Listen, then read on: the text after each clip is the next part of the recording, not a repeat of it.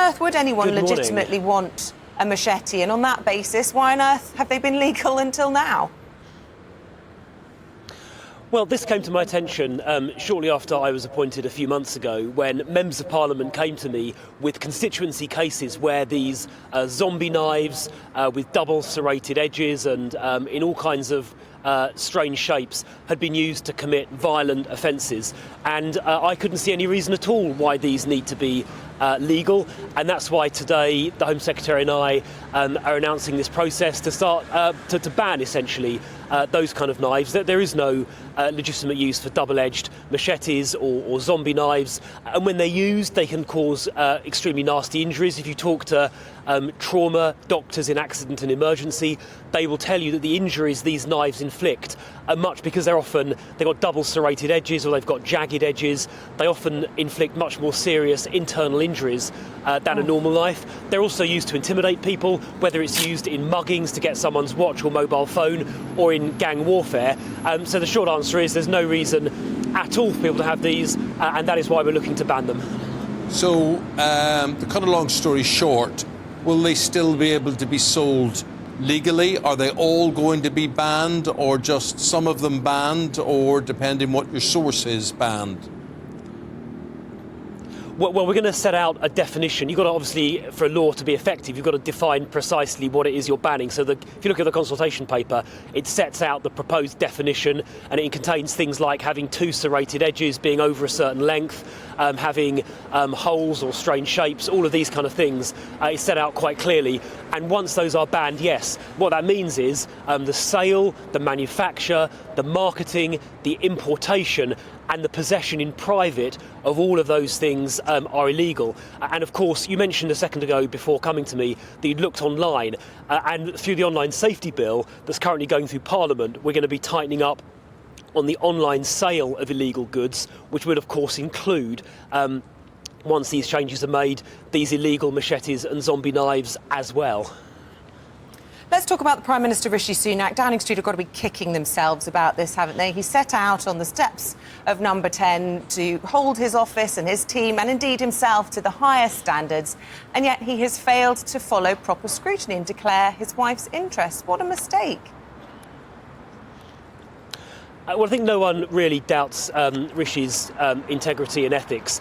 He has declared, as he said to the committee, I think at the time, and in his subsequent letter on the 4th of April, that he has declared his wife's interests in his ministerial declaration. He did draw attention to that to the committee when he gave evidence, and he also wrote to them subsequently as well. And obviously he'll work with the Standards Commissioner to clear up any questions that are outstanding.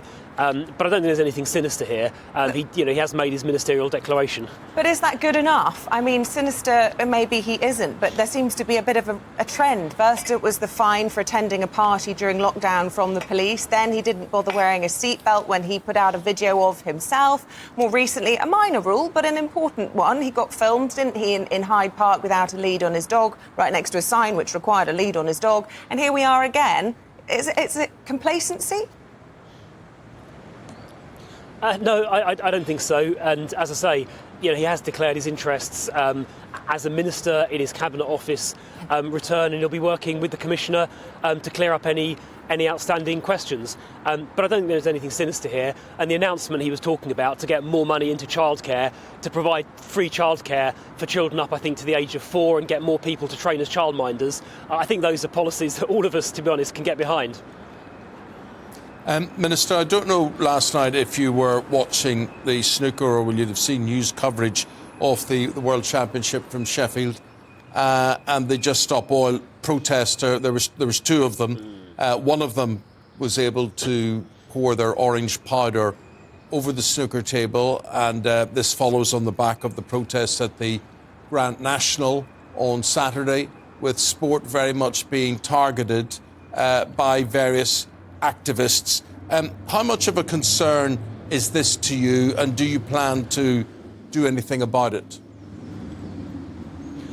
Well, it is a concern because, where sporting events get disrupted, that is very serious for the athletes and the sports men and women who are competing, and it obviously disrupts the event for spectators As well, I think some of the horse trainers in the Grand National said they thought because the horses were kind of spooked by the delay, they thought it might even have contributed to one of the animals that sadly died. So I do take this very seriously. This shouldn't be happening. I hope those concerned get prosecuted. I think at Aintree, police made over 100 arrests.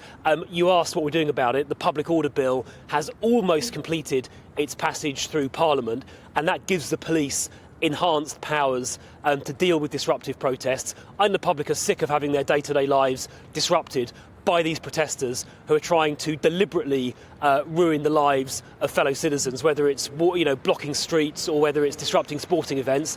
I don't think the public appreciate that at all. Of course, people have the right to peaceful protest, but that does not extend to the right to deliberately disrupt other people's day-to-day lives, getting to work, getting to hospital, nor does it extend to deliberately disrupting legitimate sporting events. So I'm glad the police made those arrests at Aintree last weekend.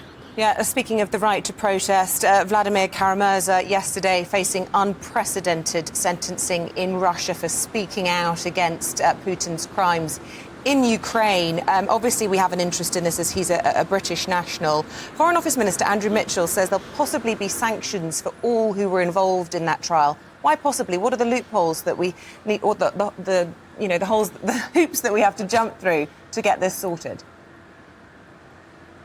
Yeah, well, I think, first of all, this case of the dual nationalist, dual Russian UK citizen is absolutely shocking. It's another example of Putin's criminal regime persecuting those who speak out against what he is doing, his barbaric and illegal invasion of Ukraine, which is, of course, under investigation, I think, for war crimes, besides being in violation of every conceivable international law.